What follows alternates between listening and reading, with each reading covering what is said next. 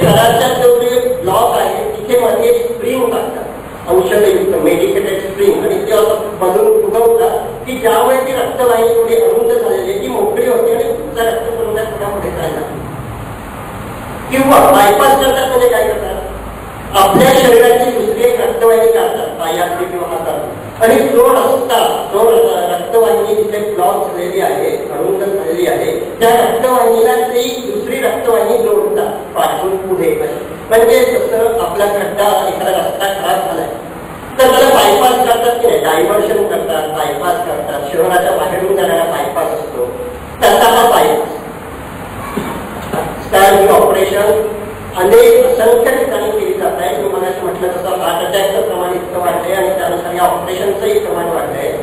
पण मी पूर्ण जाणीवपूर्वक सांगतो, ही ऑपरेशन हा हृदयरोगावरचा मुळे इलाजच नाही. ही ऑपरेशन हा केवळ काही वेळा फर्स्ट एड करतात की आता इमर्जन्सी सिच्युएशन आहे त्यावेळी ती रक्तवाहिनी जरा लगेच मोकळी करायला हवे, त्यासाठी काही वेळा ही ऑपरेशन आवश्यक आहे. 3% केसेसमध्ये होते. उरलेल्या 97% केसेसमध्ये ह्या ऑपरेशनने हृदयरोग बरा होत नाही. का?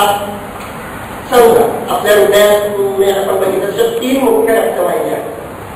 एक रक्तवाहिनी त्याचा ब्लॉक दिसला 90%, 95% ते साफ केला. दुसरी रक्तवाहिनी पुन्हा ब्लॉक झाली तर, किंवा बायपास केलं तिथे नवीन रक्तवाहिनी जोडली. आपण रस्त्याला जसा बायपास करतो तसा बायपास केला, पण रस्ता का खराब झालाय? तिथून खूप बैलगाड्या जात आहेत, ट्रॅक्टर जात आहेत म्हणून रस्ता खराब झाला.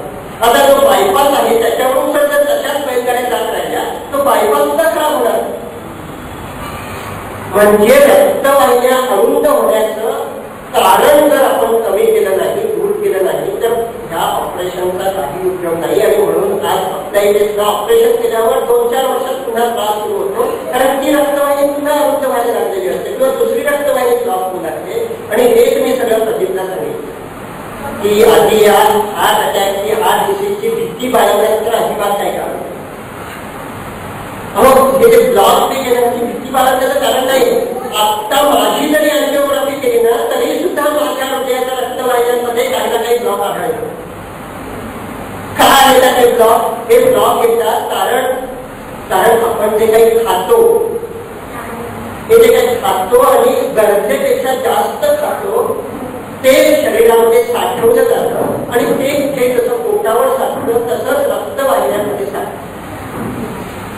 चरबी, कोलेस्ट्रॉल म्हणजे काय? म्हणूनच मी प्रतीकला सांगितलं 2च गोष्टी. एक काय, एक महत्वाची गोष्ट, पूर्वी हे हार्ट अटॅक एवढे नव्हते बरोबर. आता इथे बरेच बुजुर्ग मंडळी असते, आजकाल हे प्रमाण वाढलंय ब्लड प्रेशर, डायबिटीसचा. एक महत्वाचं कारण, आज आपण ट्रान्स फॅट अधिक खातो. ट्रान्स फॅट म्हणजे काय? बेकरीचे पदार्थ. पूर्वी सुद्धा आपण घरात चकली, चिवडा तयार केलेला खात होतो, पण तो कसा घरातलं तेल वापरतो. आज आपण चकली कुठेतरी नागपूरला नाही इंदोरला तो चिवडा तयार केलेला असतो, तो आता जर 6 महिने विकायला हवा असेल तर त्यातलं तेल हे घरगुती वापरून चालत नाही. त्यासाठी जे तेल वापरतात त्याला म्हणतात ट्रान्स फॅट, की जे तेल अधिक काळ टिकू शकतं. हे तेल आहे कृत्रिम, डिहायड्रोजनेटेड. त्यातले जे काही खवट तेल कशामुळे होतं तर त्याच्या हायड्रोजन आयनमुळे. ते हायड्रोजन आयन काढून घेऊन ते तयार होतं, त्याला ट्रान्स फॅट असं म्हणतात.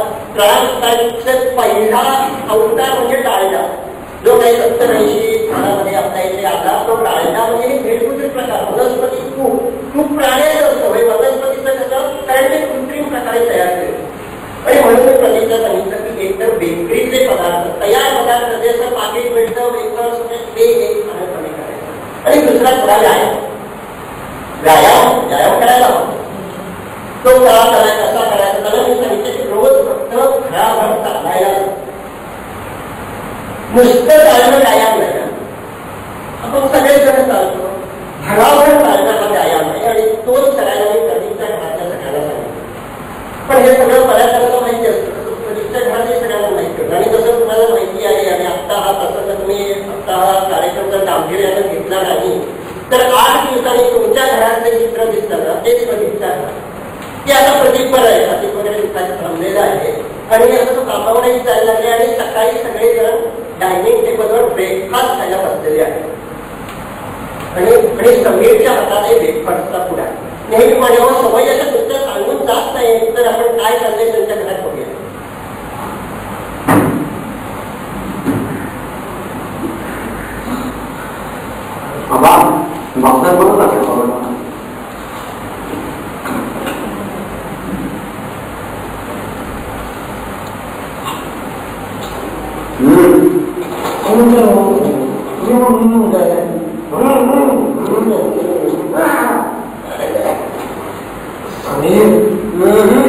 Samir, give me some.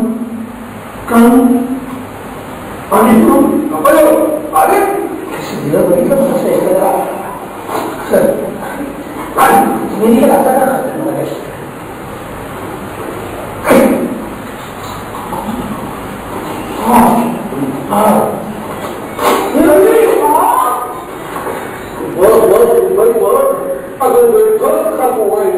काय हो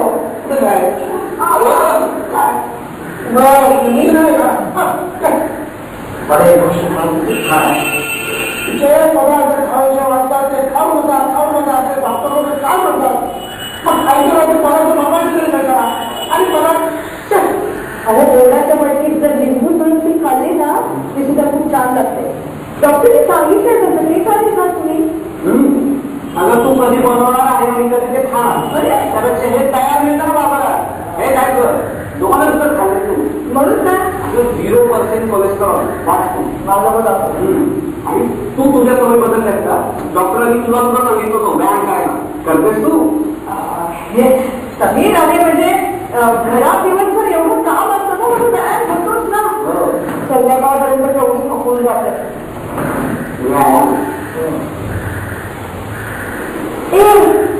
आणि मुद्दा मानसिक व्यायाम करायला ते म्हणा आपोआपच तुझी मान एवढीच म्हणते अशी आहे अशी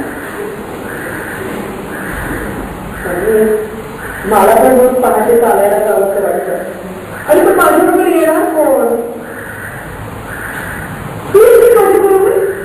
मला काही वेळ नसतो तिकडे पहाटे ना खूप छान छान मुली चालायला येतात. हो कुठे टाकायचं तू मला सांग ना मी येईन तुझ्या बरोबर सांगते उद्यापासून मी येतो तुझ्याबरोबर फिरायला फक्त एक व्यायाम म्हणून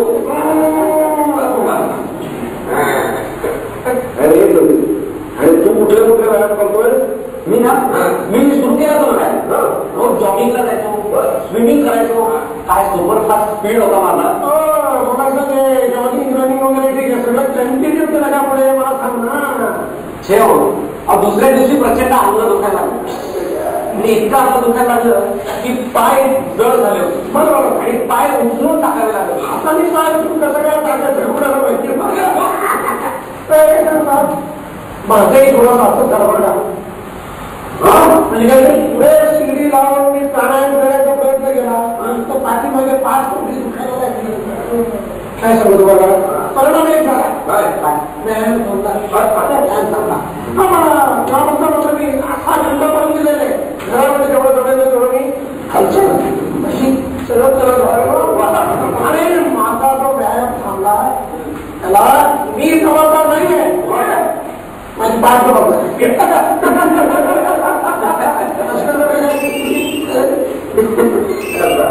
हॅलो हो हो येतो मी 5 मिनिटात पोहोचतोय नाही रस्त्यातच येतात ओके सर हा निघायचं ना अजिबात जायचं अगं आई बाबा एक पाच खायचं आणि मग जायचं ते पप्पांना पण नाही म्हणलं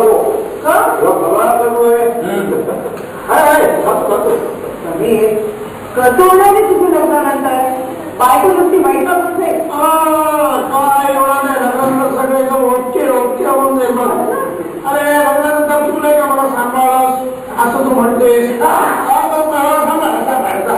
तसं ह्याची बायको देखील याला व्यवस्थित सांभाळायला ओके ओके सगळ्यांना व्यवस्थित एक वर्ष माझं मी जाहीर करू इच्छितो एक वर्ष आजपासून खाली उद्या असं काम असं आणि उद्या आपण सगळ्यांनी लवकर उठायचं काय सुरू करायचं आपण सगळ्यांनी चालायला एकत्र चालायला जायचं तुम्ही चालता